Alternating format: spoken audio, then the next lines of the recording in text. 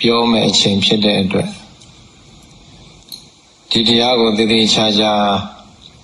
နားမလည်လိုက်ဘူးဆိုရင်တရားရှုမှတ်တဲ့အခါမှာအခက်အခဲတွေဖြစ်နေမှာပဲ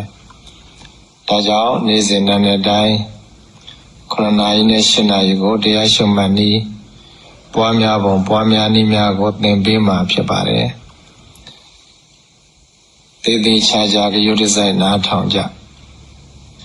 တရားအလုပ်အားထုတ်တယ်ဆိုတာဟာဘာသာရေးအလုပ်လုပ်နေတာပဲကိုယ်အတွက်ပြောရင်တော့နိဗ္ဗာန်ရောက်ကြောင်းအလုပ်လုပ်နေတဲ့ပေါ့ဘာသာတရားအနေနဲ့ကြည့်ရင်တော့ဒါဘာသာရေးလုပ်ကိုလုပ်နေတာပဲဘာသာရေးလုပ်နေတဲ့ပုဂ္ဂိုလ်တယောက်ဟာလေးနေတဲ့စိတ်ထားရမယ်လေးနေတဲ့စိတ်ထားရတယ်လေးနေတဲ့အတ္တဒရာဆောင်ရတယ်လေးနေတဲ့အမူအရာရှိရတယ်ပေါ်ပေါ်တဏ္ဍသဘောမထားရဘူးပြီးဆိုလည်းသဘောမထားရဘူးအများလေးစားနိုင်လောက်တဲ့ကောင်းအင်္ဂါအရေးချင်းကိုမှရှိရတယ်အများထင်ကြီးနိုင်လောက်တဲ့ကောင်းအင်္ဂါအရေးချင်းကိုမှရှိရတယ်အများကြီးညိုနိုင်လောက်တဲ့ကောင်းအင်္ဂါအရေးချင်းကိုမှရှိရတယ်အများကြီးညိုနိုင်တဲ့ရည်ချင်းမရှိဘူးလေးစားနိုင်လောက်တဲ့ရည်ချင်းမရှိဘူး